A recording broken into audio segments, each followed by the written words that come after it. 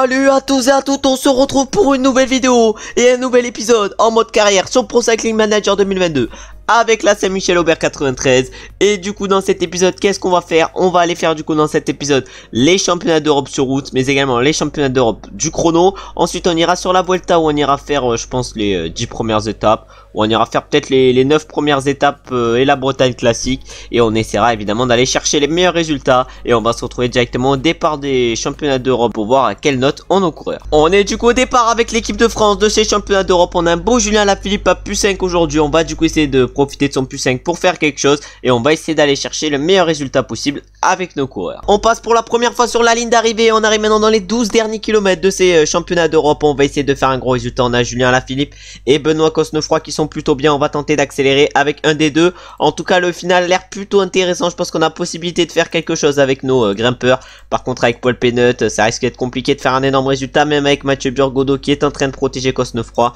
le résultat sera compliqué à aller chercher. En tout cas on est encore 115 dans le peloton. Ça explose un peu de partout et je pense qu'on sera 114 même 110 plus très longtemps. Il ne s'est rien passé encore. Il nous reste 5 km dans ces championnats d'Europe. On est du coup dans les 5 derniers kilomètres. On a 3 chances pour la victoire. On a Alaphilippe, Cosnefroy et Gaudu. Va falloir s'en tirer au minimum pour aller chercher un bon résultat. Et là va falloir accélérer. Va falloir accélérer. On va accélérer avec Julien. On va accélérer avec Julien. Oh la tactique miteuse. Oh la tactique bien miteuse. Oh la tactique bien foireuse. Oh la tactique. Oh la tactique pour Av. En tout cas maintenant on va accélérer avec tout le monde. On va accélérer avec tout le monde. Julien il est parti. Julien il est parti. On va pas rouler avec Cosnefroy. On va quand même sprinter avec Cosnefroy et Rousseau. Mais Julien est-ce qu'il va pouvoir gagner? Oh la caméra. La caméra. Oh non non non non non non non. Oh non. Oh les championnats d'Europe complètement ratés. Vu que c'est Jake Stewart qui va s'imposer, le corps de la Groupama FDJ. Il va s'imposer devant Giacomo Nizzolo et Wout van Aert. Et nous du coup avec Julien malheureusement on ne va finir que 5ème. Et avec Cosnefroy 10ème. Gaudu 11ème. Vraiment on a fait un mauvais résultat voilà sur ces championnats d'Europe. Et maintenant on va aller faire les championnats d'Europe du chrono, mais là un peu déçu quand même par ces championnats d'Europe en ligne qui ont été un peu ratés. Allez on va s'élancer avec Guarnalec. On espère avoir une bonne note, mais il était très en forme le Guarnalec. Il était à 97% de forme. Malheureusement le 0 va servir à rien aujourd'hui. On aurait préféré un +1, un +2 pour lui. Mais on va essayer de réaliser le meilleur chrono possible sur ces championnats d'Europe. Et on va se retrouver déjà au premier temps intermédiaire. Allez premier temps intermédiaire pour Guarnalec. Au premier temps on est 9ème à 21 secondes. C'est pas trop mal. Maintenant on va falloir accélérer sur la deuxième partie pour qu'on soit dans les meilleurs. Et du coup on arrive à 3 km de l'arrivée. On est dans la grande dernière montée sur cette course. On va tout donner évidemment. En tout cas on va essayer d'aller chercher le meilleur résultat possible. On était 15ème au premier inter. 15ème sur combien? 15ème pas loin sur 15. En tout cas Nelson Oliveira est allé signer un temps correct devant. Et nous on arrive avec Guarnalec. On arrive avec Guarnalec. Il nous reste encore 600 mètres, 500 mètres, 400 mètres, 300 mètres. Et on signe actuellement le premier temps avec 7 secondes d'avance par rapport à Nordgain. C'est à dire qu'on a fait une énorme deuxième partie de chrono. Et maintenant on va se retrouver au départ avec Cavagna pour voir quelle note il a, parce que lui par contre il était pas trop en forme, il était seulement qu'à 86% je crois bien. Allez Cavagna va s'élancer, j'ai l'impression qu'il va avoir un -2 sur cette course. En tout cas on va essayer de gérer au mieux avec lui et on va se retrouver comme avec Guarnalec directement au premier temps intermédiaire. Et du coup comme avec Guarnalec on se retrouve au premier temps intermédiaire avec Cavagna et on est actuellement 29ème à 1 minute 13, c'est encore pire j'ai l'impression qu'avec Guarnalec. Et maintenant on va se retrouver à l'arrivée pour voir si comme avec Guarnalec on arrive à se reprendre sur la deuxième partie. On est en train de tout donner du coup dans ces derniers kilomètres avec Cavagna. Il nous reste encore 1 kilomètre avant d'arriver. Pour l'instant c'était Stan de Wolf le meilleur temps et on va voir s'il reste le meilleur temps. En tout cas on a géré parfaitement avec Cavagna et on signe le 18ème temps 1 minute 25. C'est derrière Guarnalec qui était 11ème. Et maintenant on va attendre que tout le monde arrive pour voir qui c'est qui va s'imposer sur ce chrono. Il reste encore notamment Roglic, Ghana et je sais plus qui. En tout cas déjà Roglic il va arriver sur ce chrono des championnats d'Europe et il va signer le 3ème temps.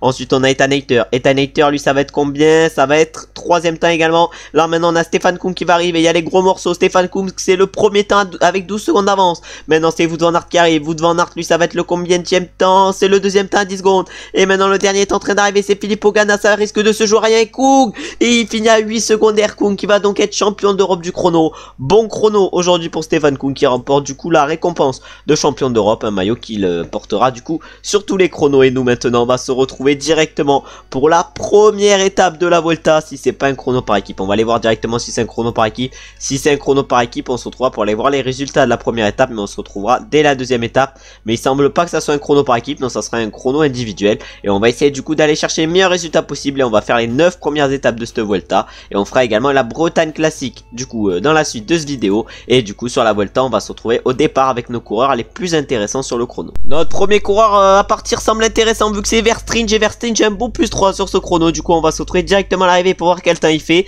Mais je pense qu'on peut faire un chrono correct avec son 74 prologue aujourd'hui. On arrive dans le dernier kilomètre avec Verstringe. On peut voir déjà l'équipe que j'ai décidé d'aligner pour cette Vuelta. On aura notamment du Kevin Vauquelin, du Lenny Martinez qui fera son retour après son abandon sur le Tour de France. On aura également du Stone Mittet qui fera son retour après un Tour de France plutôt raté pour lui. Et nous on va partir maintenant avec Vauquelin ou avec un de nos autres coureurs. En tout cas on partira avec celui qui a une bonne note et celui qui a une note déjà correcte de base en chrono ou en prologue plutôt. Allez, Stone Mittet est en train de s'élancer. C'est le dernier maintenant de l'équipe qui s'élance parce que j'ai mis aucun des autres coureurs. Parce qu'en fait en vrai de vrai on n'avait rien à jouer sur ce chrono. Et de toute façon sur cette Vuelta on a une équipe plutôt centrée pour les victoires d'étape. Vraiment c'est ce qu'on va viser dans cette Vuelta. Essayer de faire de remporter le plus de victoires possible. Et on peut voir déjà la start list de ce Giro qu'on va éplucher. On aura notamment du Primoz Roglic, du Joao Almeida, du Richard Carapaz, du Fabio Jakobsen pour les sprints. On aura également Evenepoel je pense pour le classement général pour du coup la Quick Step. Ensuite on aura Enric Mas pour la Movistar. On aura du Matej Moric pour la Bahrain Victorious. Nous on aura Stone Mittet plutôt en leader.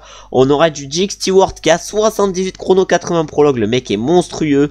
On aura ensuite du Maximilian Schachmann pour la Borans Grohe. Après pour la Trek on aura du Quinn Simmons. On aura du Warren Scholl en sprinter pour la Cofidis. À l'Alpecin on aura du Robert Starnard en coureur plutôt complet. On aura du Bissegger pour l'AIF, pas de leader à proprement parler j'ai l'impression pour eux. On aura du Magnus qui pourra tout faire. Ensuite à la Lotto il y aura du Timo Ehlens en leader. Après Peñalver à la Burgos, Quinten Hermans à l'Intermarché. On aura du Félix Gall à la G2R Citroën, du Terrada à l'Astana, du Cameron Swift à l'Arkea. Owen Doul sera lui un des leaders pour la Bike Exchange. À la DSM on aura Van de Belle et ensuite à la Cara Royal on aura Pira. Du coup je pense qu'on peut largement jouer le général avec Stone Mittet sur cette Vuelta. On verra ça. En tout cas déjà sur cette première étape c'est Primoz Roglic qui va s'imposer, qui s'est imposé plutôt, et qui va donc porter le premier maillot de leader de cette Vuelta où on va se retrouver directement au départ de la deuxième étape. Allez, nouvelle étape sur ce Giro, c'est la deuxième étape qui nous attend et on va voir ce qu'on est capable de faire. Malheureusement Paul Penut a un -2 sur cette étape alors que c'était censé être notre sprinter. On va quand même tout jouer pour lui et on va se retrouver dans les 5 derniers kilomètres. On a lancé un train, on arrive dans les 5 derniers kilomètres de cette étape. On va essayer de lancer à merveille Paul Penut qui a l'air plutôt bien. Malheureusement il a un peu soif mais là va falloir se replacer. Il y a le train de la Quick Step qui est devant nous. Et là l'objectif ça va être de le battre. Le train de la Quick Step qui est emmené par je ne sais pas qui. En tout cas nous on amène avec Stan Fredheim. Ensuite ça va être à Vauquelin de lancer. Ensuite ça va être à Kevin Vauquelin de lancer. Ah mince, pourquoi j'ai mis Fredheim en premier je sais pas. En tout cas Vauquelin il va lancer, ça c'est sûr. Il y en a un de la groupe AMFDJ qui est parti. Et Paul Penut va lancer. Est-ce qu'il va être capable de grandes choses Paul Penut? J'espère que oui, mais le sprint a été catastrophique. Et ça va être Olaf Koch qui va remporter cette deuxième étape du Giro. De la Vuelta plutôt, je dis que des conneries. Il va s'imposer du coup devant Jordi Meus et Jake Stewart. Peñalver va aller chercher la 4ème place. Jacobsen va compléter le top 5. Et nous on va aller chercher un petit top 10 avec Penut vu qu'on va finir 10ème. Mais étape un peu ratée malheureusement. Et maintenant on va partir pour la 3ème étape de ce Giro qui sera du coup une étape de montagne. Et sur cette 3ème étape je pense qu'on va se retrouver au départ pour voir quelle note ont nos coureurs, en espérant que Stone Mittet ait une belle note qui est celui avec qui on va viser le classement général. Allez, la 3ème étape nous attend sur cette Vuelta. On a des formes correctes pour tous nos coureurs et l'objectif aujourd'hui ça va être de faire un bon résultat. On a un petit +1 pour Johannes Stone Mittet qui sera notre leader du jour et on va essayer évidemment de gérer au mieux avec lui et je pense qu'on va se retrouver directement au pied de la montée finale pour voir ce qu'on est capable de faire. On arrive du coup au pied de la montée finale qui est donc le Picon Blanco. Elle fait combien? Elle fait 8,2 km à 9,1% et là va falloir la faire à fond cette montée. Malheureusement on a été gêné à un moment donné, vraiment mes touches du clavier ont bugué, du coup je pouvais rien changer du tout et ça m'a fait full reculer avec nos coureurs. Du coup là ça va être compliqué d'aller chercher un bon résultat mais on va essayer de faire au mieux et on va se retrouver maintenant à 5 km du sommet pour voir si avec Stone Mittet on est bien ou pas. Et justement à 5 km du sommet on n'est pas bien avec Johannes Stone Mittet vu qu'on a reculé. Par contre avec Orjdik on a réussi à remonter.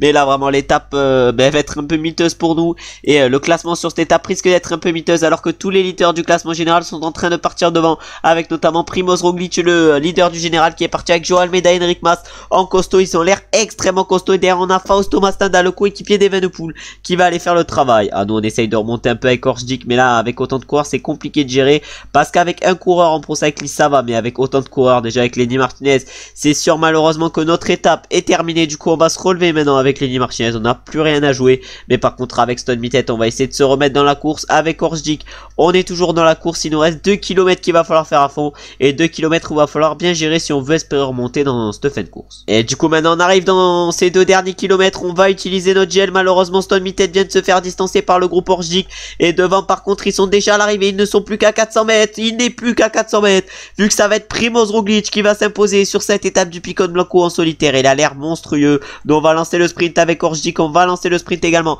avec Johannes Stone Mittet, et on va aller voir combien on termine sur cette course. Mais malheureusement on est parti d'un peu trop tard au niveau de la montée, c'est-à-dire qu'on était quand même extrêmement loin pour aller chercher un gros résultat. Mais avec Orjdik j'ai l'impression qu'on va finir aux portes du top 18, qu'on va finir 12e, et avec Stone Mittet sur cette étape on ne va finir malheureusement que 17e. Bon, une montée correcte vu où on était placé au début, et maintenant on va se retrouver pour la 4e étape de ce Giro, de cette Vuelta plutôt. Je fais que me tromper parce que c'est le Giro en IRL, du coup je fais que me tromper. Et du coup sur cette 4e étape on va se retrouver directement dans le final pour voir ce qu'on est capable de faire avec Paul Penut. On est dans les 5 derniers kilomètres de cette étape et de cette du coup 4e étape. On peut voir que malheureusement Paul Penut a chopé un -5 sur cette étape, ça va donc être très compliqué d'aller chercher un énorme résultat avec lui. Mais là maintenant c'est Pinarayo qui prend le relais après que Verstringe ait décidé d'accélérer pour nous. Après surtout qu'on les fait accélérer pour le train, et là du coup ça lance pour Mark Cavendish qui lance du coup Alvaro Deg. Oh là, ça lance pour les groupes FDJ, mais maintenant c'est Stan Fredheim qui va lancer pour nous. Stan Fredheim qui va emmener tous nos sprinters, on va sprinter avec tout le monde maintenant,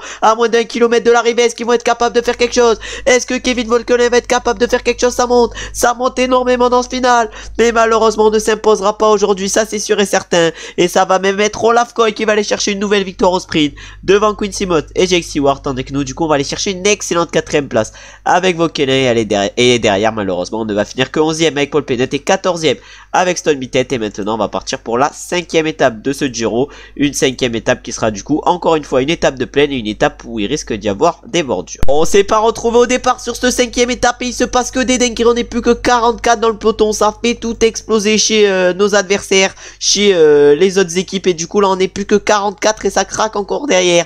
Ils impriment un tempo de fou, nous on a tous nos équipiers qui sont cuits. On va voir s'ils arrivent à faire une bonne étape, mais l'étape normalement est finie pour eux, et nous on risque de pas tenir longtemps si ça continue à cet effort. En tout cas on va essayer de tenir longtemps, mais là ça devient à peu près compliqué sur cette étape. Il nous reste quand même encore Paul Penut et Stone Mittet. Paul Penut qui a un beau +4 et qui a été gâté aujourd'hui sur cette étape, et c'est peut-être une de nos meilleures chances pour aller chercher la victoire. On arrive au sprint inter avec le groupe de devant. En tout cas on va essayer de tenir le plus possible sur ce sprint inter, parce qu'il risque d'y avoir des cassures, et nous on va essayer d'aller chercher pourquoi pas quelques points avec Paul Penut. On est encore plus que 31 à l'avant, et du coup on lance le sprint avec Paul Penut, et on va finir malheureusement un peu loin sur ce sprint inter, vu qu'on ne va finir que 9e.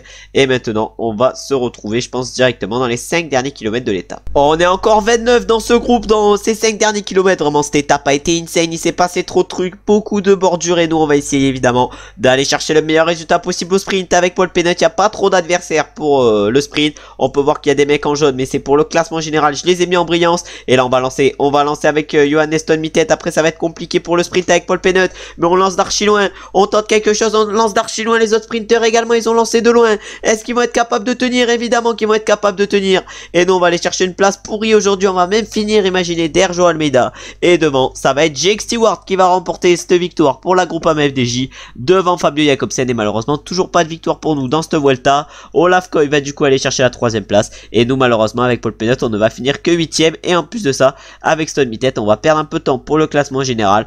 Bon, vraiment une étape archi dur aujourd'hui, et je pense qu'il y aura personne en hors délai, mais vraiment les écarts auront été énormes. Et on va se retrouver maintenant pour la 6e étape de cette Vuelta, une 6e étape dont on va aller voir le profil, et une 6e étape où il y aura une montée juste à la fin, c'est-à-dire qu'on va se retrouver directement au pied de la montée finale, ou dans les 5 derniers kilomètres de la 6e étape. On arrive dans les 4 derniers kilomètres du coup de cette 6e étape du Giro. On a mis en place des mini-trains, et là on va prendre le gel énergétique et on va faire accélérer tous nos mini-trains. Et Fort Cursor 95 pour nos mini-trains. Et là maintenant ça va être nos favoris qui vont prendre la tête, et on va espérer qu'ils aillent chercher un bon résultat avec notamment Kevin Volkelen ou Verstringe. En tout cas là on va tout donner dans cette montée finale. Oh Lenny Martinez, est-ce qu'il est capable d'aller faire un gros résultat? Je sais pas. En tout cas Stone Mittet il est en train de bien se faire amener, mais est-ce qu'il serait capable de faire mieux seul? On va voir ça. Oh j'ai totalement mal géré, mais on va aller voir qui c'est qui va s'imposer sur cette étape. Je sais pas si j'ai si mal géré que ça. En tout cas, Richard Carapaz est actuellement en tête. Richard Carapaz qui va sûrement aller s'imposer aujourd'hui devant Primoz Roglic et Bouchard. Et nous, malheureusement, on va se faire un peu bloquer, par exemple, avec Kevin Voeckelen qui va finir un peu derrière. En tout cas, belle victoire de Richard Carapaz sur cette 6ème étape. Lui qui va s'imposer du coup devant Primoz Roglic et Alexis et Geoffrey Bouchard. Plutôt, j'allais dire Alexis Bouchard, je sais même pas pourquoi. Après, derrière, on a Verstridge, malheureusement, et Voeckelen qui vont finir un peu plus loin, 16ème et 17ème. Ensuite, on a Stone Minted qui finit 19ème. Et après, voilà, tous nos coureurs sont à peu près regroupés. Bon, une montée gérée ignoblement. Et maintenant, on va partir pour la 7ème étape du Giro, qui sera, comme on le peut voir au profil, une étape extrêmement compliquée. Et on va se retrouver au départ de la 7ème étape en espérant que nos coureurs et des bonnes notes. Allez, on est au départ de cette 7ème étape de la Vuelta. Bon, des notes pas fabuleuses. On a un 0 pour Lenny Martinez, malheureusement moins 2 pour Stone Minted. Ça risque d'être une étape compliquée pour le général. Va falloir gérer au mieux, mais on risque, je pense, de perdre du temps avec Stone Minted. Par contre, avec Verstridge, on peut peut-être jouer quelque chose et on va essayer, pourquoi pas, de partir dans l'échappée avec lui. Et avec Lenny Martinez, pourquoi pas essayer également de partir dans l'échappée. Et on risque, je pense, de se retrouver directement au pied de la montée finale qui sera donc le Balcón de Alicante, qui sera quand même sacrément dur avec 7,4 km à 7,8% de moyenne. À plutôt 7,8 km à 7,4% de moyenne. On est du coup au pied de la montée finale avec Stone Minted. Malheureusement, c'est pas retrouvé au seconde catégorie parce que Verstridge a chuté dans l'échappée et du coup il s'est fait distancer. Et en plus, on avait Lenny Martinez qui était complètement cuit. Lenny Martinez qui est actuellement en train de nous protéger. Nous, là, on fait actuellement la montée avec Stone Minted et on va essayer de gérer plutôt bien. Alors qu'on peut voir que devant, Jonas Vingegaard et Jack Hake sont partis. Allez, moins de 5 km avant l'arrivée dans ce Balcón de Alicante. On est en train de tout donner avec Johannes Stone Minted et évidemment l'objectif, ça va être d'aller chercher le meilleur résultat possible. On peut voir que ça craque par l'arrière avec notamment du Thibaut Pinot, du Juan Pedro Lopez, du Floris de Tir. On a du Quinn Simmons également qui est en train de craquer, mais là il y en a plein qui craquent. Nous malheureusement on n'est pas extrêmement bien placé, mais on devrait quand même aller chercher une place correcte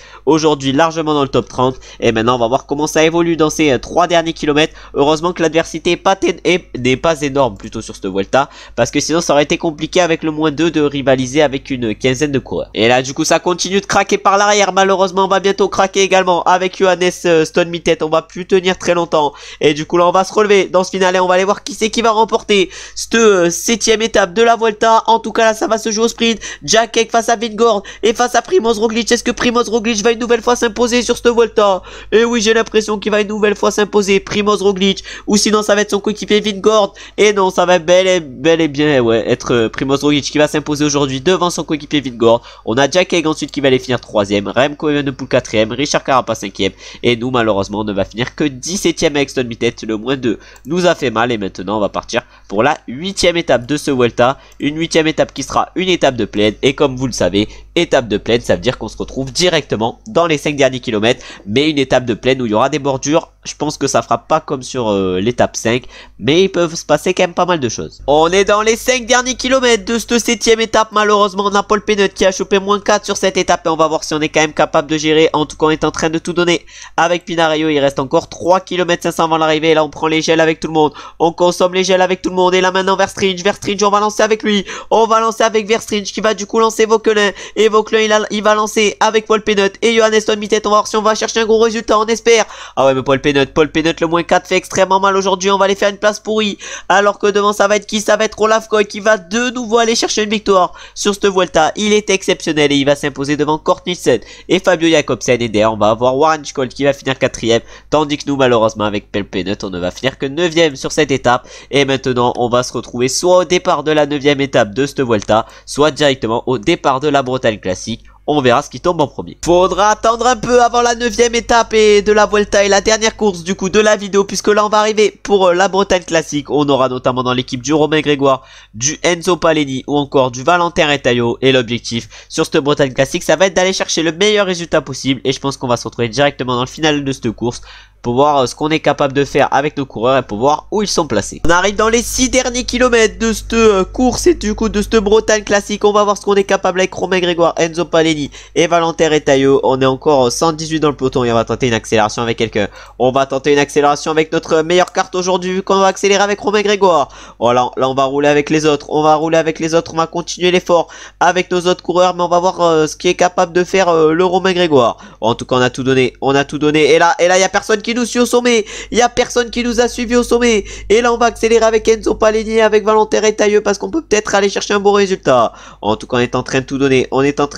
évidemment pour se replacer. On va consommer le gel énergétique et on va lancer bientôt. On va lancer bientôt et on lance le sprint. On lance le sprint. Je pense que la course va être compliquée. J'ai peut-être lancé un peu trop tard malheureusement avec Retailleau. Et devant ça va être Arnaud Desmar qui va du coup remporter cette Bretagne classique. Devant Mick Van Dijk, ouais voilà c'est bien ça. Et ensuite on va avoir Alvorsen qui va finir 3ème. Et on va finir 6ème avec Enzo Pali, 9ème avec Grégoire et 10ème avec Retailleau. Et maintenant on va partir du coup pour la 9ème étape de la Vuelta où on va se retrouver au départ. Une 9ème étape montagneuse. On est du coup au départ de la dernière course de la vidéo, c'est-à-dire la 9ème étape de cette Vuelta. Et on va voir si sur cette dernière course de la vidéo on est capable de finir en beauté. Et on va se retrouver au pied de la montée finale, c'est-à-dire l'Alto des Véléfiques. C'est vrai qu'il est maléfique cette montée. Et on va se retrouver du coup au pied de cette montée de 15 km à 7% de moyenne. On est du coup au pied de l'Alto des Véléfiques. Il nous reste encore Stone Mittet et Kevin Vauquelin, mais également Bartoldsdijk. Mais Bartoldsdijk va rapidement craquer. Du coup ça va être Kevin Vauquelin qui va faire le protecteur et l'équipier modèle aujourd'hui sur cette étape pour Stone Mittet. Et on va se retrouver au fur et à mesure dans cet Alto des Véléfiques pour voir ce qui se passe. Et on va se retrouver directement dans les 10 derniers kilomètres déjà pour faire un point sur ce qui s'est passé dans ce début de montée. Les premières étapes viennent d'arriver un peu au-dessus des 10 derniers kilomètres et on est plus que 31. C'est en train de péter de partout pour plein de coureurs. Et nous là on est en train d'essayer de nous accrocher à la tête de course. On a toujours notre coéquipier Vauquelin qui nous protège et qui fait le travail de coéquipier modèle pour l'instant sur cette étape. On va voir à chaque fois que quelqu'un du top 10 du général craque. On a Van Wilder qui est devant nous et qui a pas l'air en forme trop sur cette étape, alors que nous on se fait un petit peu décrocher par le groupe des favoris. Mais par contre on a Queen le 10ème du général qui a eu un petit problème. Et après on a Crack Andersen également le 6ème qui a eu un petit problème. Après c'est pas un grimpeur le Crack Andersen.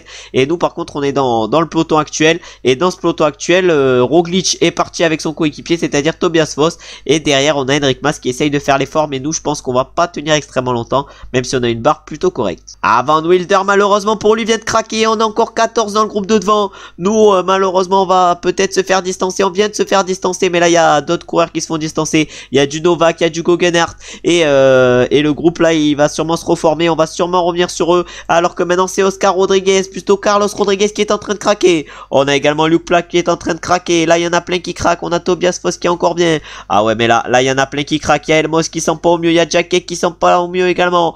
Oh là là, Carapace non plus il sent pas au mieux. Nous on est en train de faire cavalier seul. Vauquelin malheureusement ne peut plus nous suivre. Mais là il nous reste 3 km 500 à tenir. Et 3 km 500 qui vont être compliqués parce que ça va être compliqué de revenir sur nos adversaires. Alors que Primoz Roglic semble s'envoler vers la victoire. Et on va se retrouver je pense directement au sommet pour voir qui c'est qui s'impose. Et pour voir si Primoz Roglic arrive à s'imposer. Alors que là il y a tout le monde qui est en défaillance. Et c'est-à-dire que les écarts risquent de pas être énormes. Et nous malheureusement on ne va pas pouvoir tenir plus longtemps. On aura tenu le maximum dans cette montée. Mais on va finir encore loin malheureusement de Primoz Roglic. Et du coup comme sur les dernières étapes, Primoz Roglic va la remporter à nouveau cette étape. Cette 9ème étape au sommet de l'Alto des Véléfiques. Il va s'imposer du coup devant Joao Almeida et Henrik Mas. Et après ça va arriver un peu plus tard pour les autres. On aura par exemple Jack Haig, le 4ème du général qui va arriver un peu plus loin. On aura Coleoni qui a fait une énorme étape qui va arriver également. Après on aura Rafał Majka qui a fait aussi une énorme étape qui va arriver. On aura Remco Evenepoel derrière. Et derrière on aura Carapace. Puis nous on arrive donc à aller chercher la 9ème place au sommet de cet Alto des Véléfiques.